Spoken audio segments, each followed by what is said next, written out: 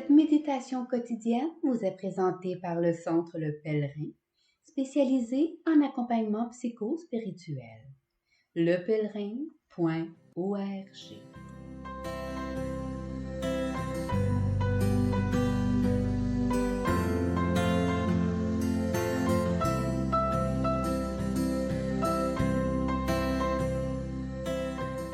Évangile du jeudi 15 décembre. Après le départ des messagers de Jean le Baptiste, Jésus se mit à dire aux foules à propos de Jean. « Qu'êtes-vous allés regarder au désert? Un roseau agité par le vent? Alors, qu'êtes-vous allés voir? Un homme habillé de vêtements raffinés? Mais ceux qui portent des vêtements somptueux et qui vivent dans le luxe sont dans les palais royaux. Alors, qu'êtes-vous allés voir? Un prophète? Oui, je vous le dis, et bien plus qu'un prophète.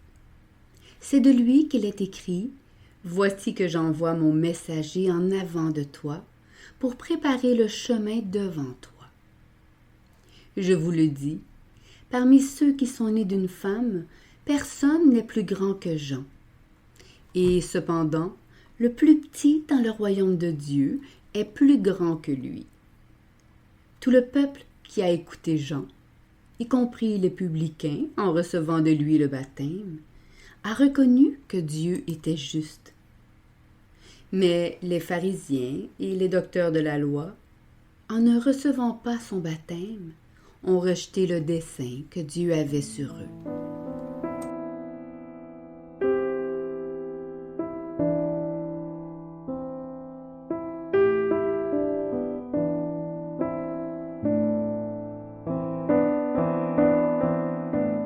Méditation.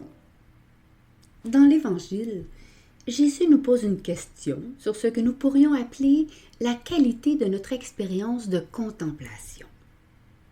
Par 3 fois, il nous demande « Qu'êtes-vous allés regarder ou voir au désert ?»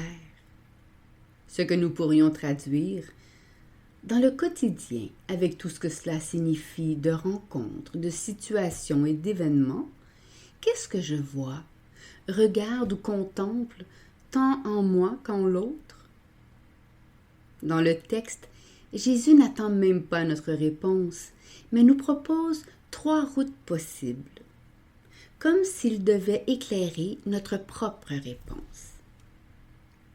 Pour la première, nous pouvons être un roseau agité par le vent. Nous vivons donc notre quotidien incapable de voir, car nous sommes pris par nos peurs, nos angoisses, nos souffrances, nos difficultés, nos plaisirs, nos convoitises, nos émotions, etc. Si bien que nous sommes continuellement balayés par le vent. Là, au désert, il nous est impossible de contempler, car nous vivons en surface. Dans une telle situation, c'est le mal en nous qui est contemplé, et notre regard ne peut franchir le voile de ces ténèbres sur nous, sur les autres et sur la réalité. Cette réponse de Jésus à sa propre question nous informe que, trop souvent, nous ne vivons pas dans la lumière, mais à l'ombre de nos blessures et du mal qui nous a été fait. La deuxième route constatée par Jésus dans nos vies est celle d'un homme habillé de vêtements raffinés. Mais ceux qui portent des vêtements somptueux et qui vivent dans le luxe sont dans les palais royaux. Là encore, nous sommes empêchés de voir ou de contempler parce que derrière cet humain, habillé richement, il y a un homme ou une femme qui, devant la folie de ce monde, cherche à s'élever et à se grandir.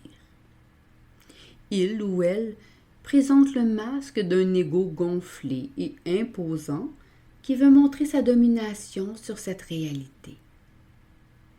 Mais il ne faut pas se tromper. Derrière ces vêtements raffinés, la personne est bien souffrante, mais elle se garde bien de se laisser entraîner dans cette souffrance. Elle demeure dans l'imaginaire d'une vision qu'elle impose sur la vie ou avec laquelle elle recouvre la vie, afin de rendre son existence viable. Mais là encore, il y a une incapacité à voir ou à contempler. Jésus propose une autre route, celle d'un prophète et bien plus qu'un prophète. Cette route, elle ne juge pas les deux premières, mais ouvre une voie au roseau ou à l'humain raffiné que nous sommes. Elle ne ridiculise pas la souffrance de la première route ou les efforts de s'élever soi-même de la deuxième. Mais elle rappelle que nous sommes appelés à voir et à contempler. La clé que Jésus nous révèle est d'entrer dans notre être de prophète.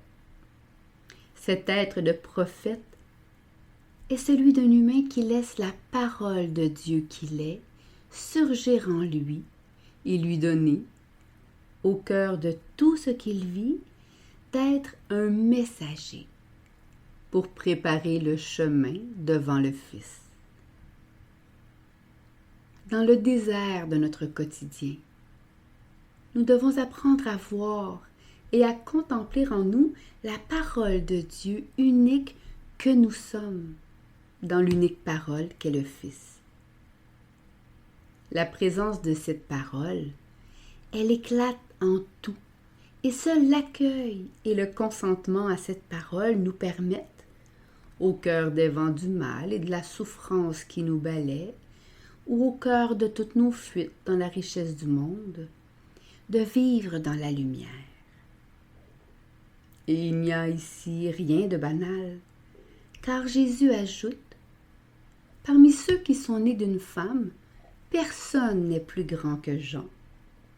Et cependant, le plus petit dans le royaume de Dieu est plus grand que lui. »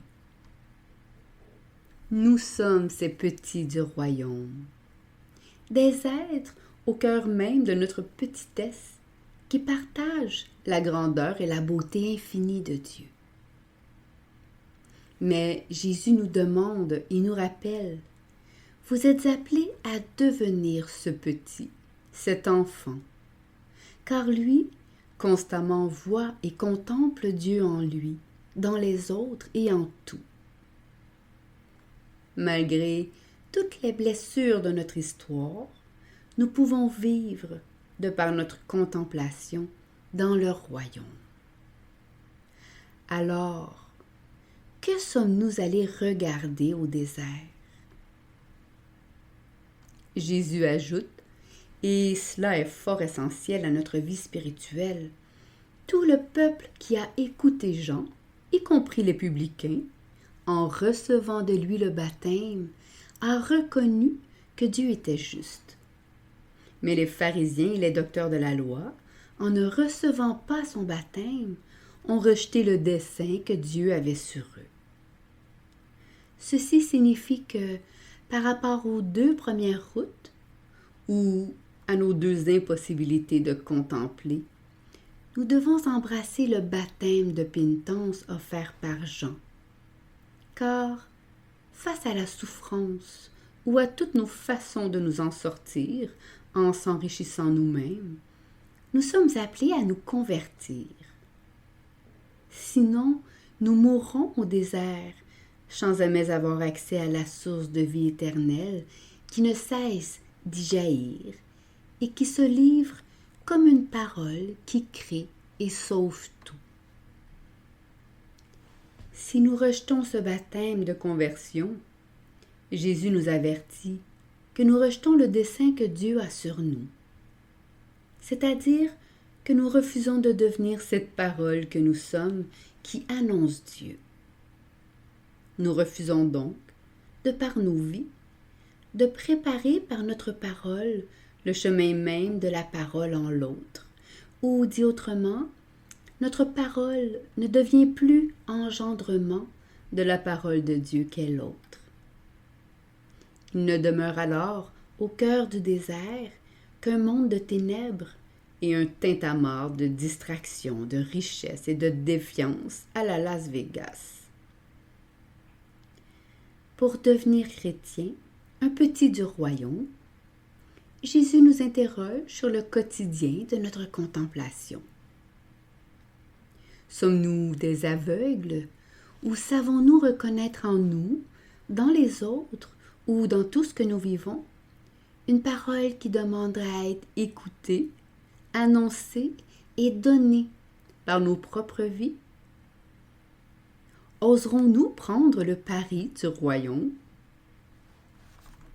Méditation écrite par Stéphane Thériault.